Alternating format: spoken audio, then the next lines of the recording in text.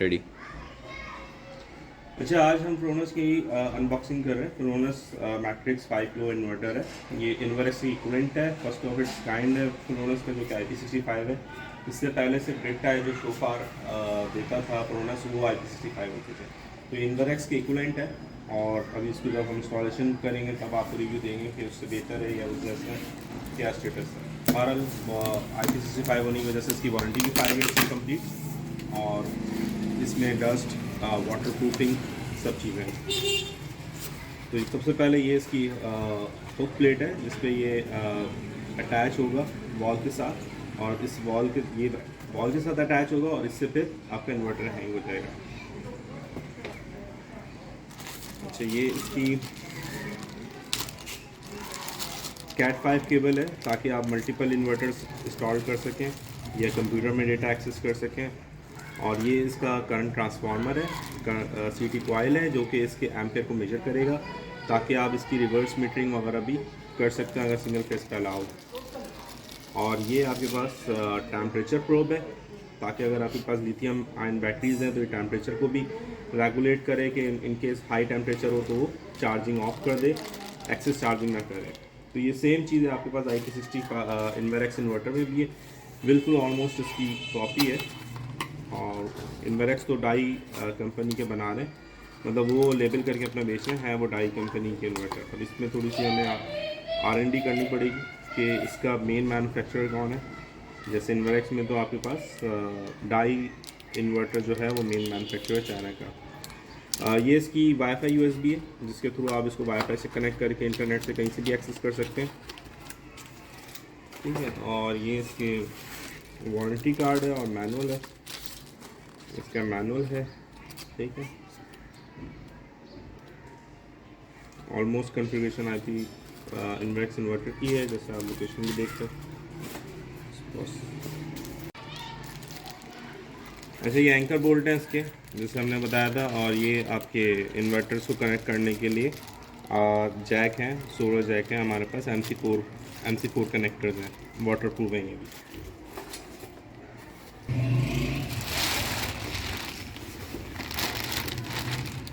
तो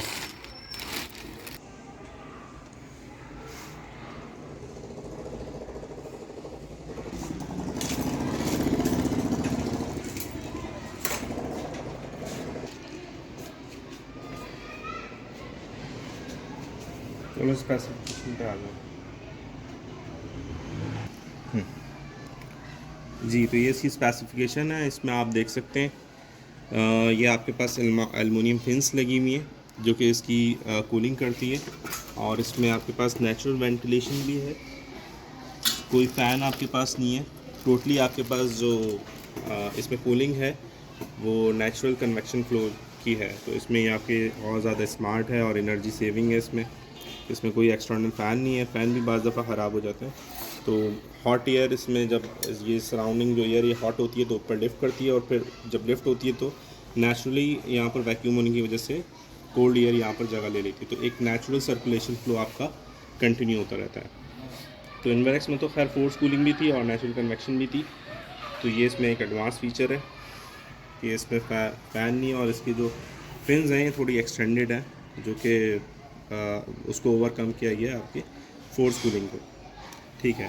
अब ये इसकी स्पेसिफिकेशन है, इसमें आप देख सकते हैं कि इसमें बैटरी वोल्टेज जो है 48 है। आप 48 का बैटरी बैंक लिथियम भी लगा सकते हैं। और मैक्स बैटरी की जो इसका करंट है वो 120 एम्पियर है। AC इनपुट इसका 230 है, 50 हर्ट्ज फ्रिक्वेंसी है। और इसी तरह रेटेड जो AC से आप जो चार्ज कर सकते हैं वो 20, AC इनपुट रेटेड जो करंट है वो 21.7 एम्पियर है। और मैक्स इनपुट करंट इसका 25 एम्पियर है। मैक्सिमम इसकी पावर 5.5 किलो वाट है। 370 वोल्टेज इसकी सोलर की आरे की रेटिंग है, मतलब मैक्सिमम आप 370 की एक स्प्रिंग प्रोड्यूस कर सकते हैं। ऑलमोस्ट ये 11-12 पैनल्स होंगे 555 इन्वर्टर के पैनल्स के, सॉरी। और मैक्स इसका 125 DC वोल्टेज है। MPPT रेंज जो इस वोल्टेज पे ये ऑप्टिममली रन करेगा।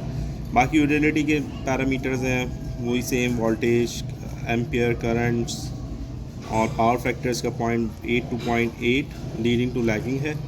जो कि बहुत अच्छा है इसका पावर फैक्टर। और बाकी सर्ज इसमें मैक्सिमम सर्ज 10 सेकंड के लिए 10 किलोवाट का लगा सकते हैं, जैसे लिखा हुआ 10,000 वाट स्टैंड अलोन सिस्टम में आपका। ठीक है, तो ये सारी, और ये आप देख सकते हैं ये आपके पास 25 से 60 की रेटिंग है, IP65 है, वाटर प्रूफ और डस्ट प्रूफ है कम्प्लीटली।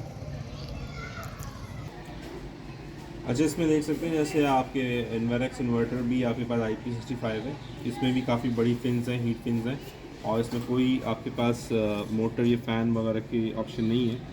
तो ये जो कूलिंग कर रहा है ये नेचुरल कन्वेक्शन फ्लो के थ्रू कर रहा है। इसकी लार्ज फिन्स इसी तरह है जैसे बाइक्स की आपके पास कंबशन चैम्बर के अराउंड फिन्स होती हैं। तो होता ये कि जो बीच में इसका जो एयर गैप है, इसकी हॉट एयर की डेंसिटी जब कम होती है तो वो ऊपर लिफ्ट हो जाती है, और जब ऊपर हवा लिफ्ट हो जाती है तो खुद ब खुद नई हवा उसके अंदर आ जाती है। तो एक नेचुरल सर्कुलेशन फ्लो बन जाता है हमारे पास।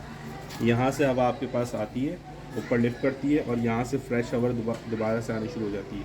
तो इसमें आपकी कोई फ़ैन की नीड नहीं होती, इसलिए फ़ैन की नीड नहीं है तो कोई मेंटेनेंस नहीं है। पूरी ये IP65 है, वाटर प्रूफ है, डस्ट प्रूफ है, कोई मिट्टी डस्ट इसकी सर्किटरी बोर्ड वगैरह में नहीं जाती, इसलिए इसकी वारंटी काफ़ी एक्सटेंडेड होती है। ठीक है, जैसे कि आप देख सकते हैं यहाँ पर आप बॉटम लेफ़्ट पे आपके पास DC MC4 कनेक्टर्स हैं। इसकी दो स्ट्रिंग्स बना सकते हैं पैनल्स की, 6-7 पैनल्स की 2 स्ट्रिंग्स बना लें, ताकि ऑप्टिमम आपके पास इन जो वोल्टेज है वो 340-300 के अंदर आ जाए। बाकी आपका DC स्विच है, इसको ऑफ ऑन करके आप DC को इन्वर्टर से कट ऑफ कर सकते हैं फॉर मेंटेनेंस पर्पसेस। और फिर ये आपके पास मेन इन्वर्टर का ऑन ऑफ है, और ये इन्वेरेक्स इन्वर्टर में आप देख सकते थे लेफ़्ट पे था, बिल्कुल यही था, बट वो लेफ़्ट साइड पे था। बाकी बैटरी के टर्मिनल पॉजिटिव नेगेटिव है, इसमें आप देख सकते हैं। इसको आप ओपन करके आप यहाँ पर पॉजिटिव और नेगेटिव को कनेक्ट कर देंगे लक्स के साथ। ठीक है, बाकी 2 कम्युनिकेशन पोर्ट दी हुई है ताकि आप इसमें 3 इन्वर्टर्स जो हैं वो पैरेलल अलाइन कर सकते हैं, और इसको 3 फेज़ एज 3 फेज़ भी कर सकते हैं, या इसकी कैपेसिटी को एनहांस कर सकते हैं सिंगल फेज़ में, लाइक 15 किलोवाट, 5-5-5 15 किलोवाट। और फिर इसको कंप्यूटर से भी आप इसको सॉफ्टवेयर एक्सेस कर सकते हैं। ठीक है, तो मल्टीपल कॉम पोर्ट्स हैं जिसको आप यूटिलाइज़ कर सकते हैं एज़ पर नीड। और फिर जो मेन आपके पास पोर्ट्स हैं वो जनरेटर, लोड और ग्रिड के, और नीचे इसका वाईफाई मॉड्यूल लग जाता है।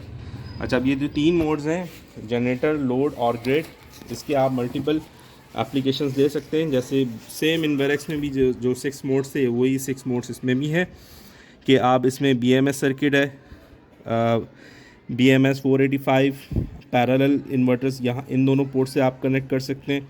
RS-45 जो इंटरनेट आप कंप्यूटर से इसको कनेक्ट कर सकते हैं। और ये जो पोर्ट्स हैं इससे आप लिथियम आयन बैटरीज़ के सर्किट को ज्वाइन कर सकते हैं। जो BMS सर्किट होता है इसका स्मार्ट सेंसिंग करते हुए इसको चार्ज करता है, और या ओवरलोड या अंडर चार्जिंग से इसको प्रिवेंट करता है। ठीक है, अच्छा, फिर ये आपके पास जनरेटर के आप यहाँ पर कनेक्ट कर सकते हैं लोड को, जो के इलेक्ट्रिक का जो मेन पावर है वो यहाँ ग्रिड पे कनेक्ट कर देंगे, और लोड पे आप अपने घर के लोड को कनेक्ट कर देंगे। और जनरेटर को आप मल्टीपल एप्लीकेशन से यूज़ कर सकते हैं, जनरेटर भी यूज़ कर सकते हैं, और अगर जनरेटर नहीं यूज़ कर सकते तो स्मार्ट लोड एप्लीकेशन भी यूज़ कर सकते हैं, कि आप जब आपके पास लाइट जाए तो मेजर आपका जो घर का लोड है, फ़ैन, लाइट, वो ऑन रहे, बाकी जो हैवी लोड्स हैं वो आपके ऑफ हो जाएँ। तो वो आप इसमें आपके पास ये मल्टीपल 6 ऑप्शंस हैं। जैसे कि सबसे पहला जो मोड है आपका, उसमें आप देखें कि आपने CT को किस तरह कनेक्ट करना है। आप जो आपका ग्रिड होम लोड है वो आप कनेक्ट कर देंगे, ठीक है, और CT को उसके बाद लगाएंगे, और ये मेन ग्रिड इससे पावर आ रही होगी। तो ये आपका वो लोड होगा जो कि ड्यूरिंग आपका लोड चलता रहेगा, और बाकी बैकअप लोड जो होगा वो लोड होगा जो कि आप, यानी कि इन केस ऑफ लाइट भी चली जाए, बैटरी बैकअप से आपको दे सके। ठीक है, तो इस तरह आप डिफ्रेंशिएट कर सकते हैं दोनों लोड को, इस तरह। ठीक है, विद जनरेटर, तो जो जनरेटर की पोर्ट है उससे आप जनरेटर कनेक्ट कर देंगे, और जनरेटर कनेक्ट करने के बाद इसका ATS सर्किट इसका इटसेल्फ लगा है, जिसको आप वायरिंग एक्सेस करके ATS सर्किट को भी आप ज्वाइन कर सकते हैं। ये ATS सर्किट आपका खुद ब खुद लाइट जब बैटरी डाउन होगी तो आपके इन्वर्टर को ऑन कर देगा।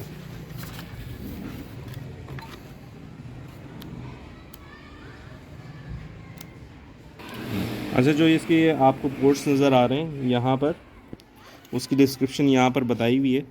कि जो सबसे पहले 2 टर्मिनल हैं वो बैटरी सेंसर के हैं, टेम्परेचर सेंसर के, दैन सीटी कॉइल है और जनरेटर स्टार्टअप रिले। जैसे मैंने बताया था कि आप इसके जनरेटर को डायरेक्टली इसके फंक्शन से ही स्टार्टअप ले सकते हैं। जैसे इनके बैटरी ख़त्म हो गई, लाइट भी नहीं है, तो ये डीजल जनरेटर के रिले को सिग्नल देगा, वो दोनों टच होंगे, आपकी स्टार्टिंग मोटर चलेगी। जब डीजल स्टार्ट हो जाएगा तो वो सेल्फ इसका बंद हो जाएगा। तो ये ऑटो सेल्फ करने की कॉइल के पूरे सर्किट्स इसके दिए में ये हम भी कनेक्ट कर सकते हैं, या आप इसको अच्छे टेक्नीशियन से अगर आप सीख सकते हैं तो इसको भी इंटरफेयर कर सकते हैं। बाकी जो 6 मोड्स आपको मैंने बताए थे, ठीक है, तो ये 6 मोड में आपको जैसे मैंने जनरेटर का भी बता दिया कि जनरेटर को आप कनेक्ट भी कर सकते हैं और उसकी स्टार्टिंग सर्किटरी भी कनेक्ट कर सकते हैं, इसके साथ इंटरफेयर कर सकते हैं।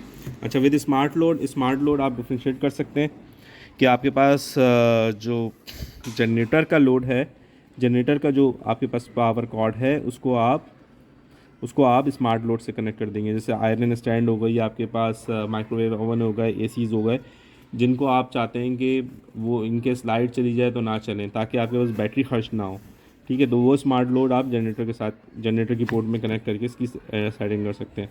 बाकी बैकअप लोड आपका एज इट इज़ रहेगा, और बाकी इसके अलावा जो ऑन ग्रिड लोड है वो भी आप इसको इस तरह चला सकते हैं। मोड 4 है एसी कपल।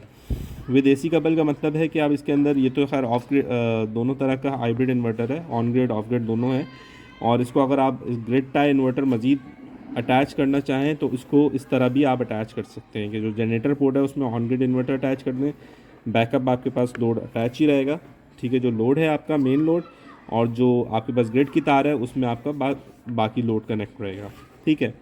अच्छा, विद स्मार्ट लोड इसमें एसी कपल के साथ भी कर सकते हैं। जैसे यहाँ पर भी आपको दिया हुआ है कि आपके पास जो बैकअप लोड है उसके साथ आप ऑन ग्रिड इन्वर्टर अटैच कर दें, ताकि आपके पास जो ऑन ग्रिड इन्वर्टर है वो आपके घर के जो बैकअप लोड चल रहा है उसको भी पावर दे सके। तो इन दोनों में बस ये फ़र्क है कि ये आपके पास जो ऑन ग्रिड इन्वर्टर है ये इसके साथ सिंक होकर चलेगा, जबकि ये ऑन ग्रिड इन्वर्टर या सिंक होने के अलावा जो आपके बैकअप लोड है उसको पहले पावर देगा, नॉट होल होम, ठीक है। तो ये इंटरफेयर भी आप इसको सेट कर सकते हैं। बाकी जो लास्ट इसका इंटरफेरेंस है वो बहुत सिंपल है कि जो आपका जो ग्रिड है, जो कनेक्ट हुई भी एक लाइन, उस पर बस आप इसका ऑन ग्रिड इन्वर्टर सेट कर दें और बैकअप लोड जो लोड इसका जो ऑप्शन है उस पर लोड कनेक्ट कर दें, ठीक है। तो ये है इसके 6 ऑप्शंस हैं। ये इसका स्विच है, यानी कि इनकेस आपके पास हाई एम्पियर वगैरह आते हैं तो इससे इसको रीसेट आप कर सकते हैं।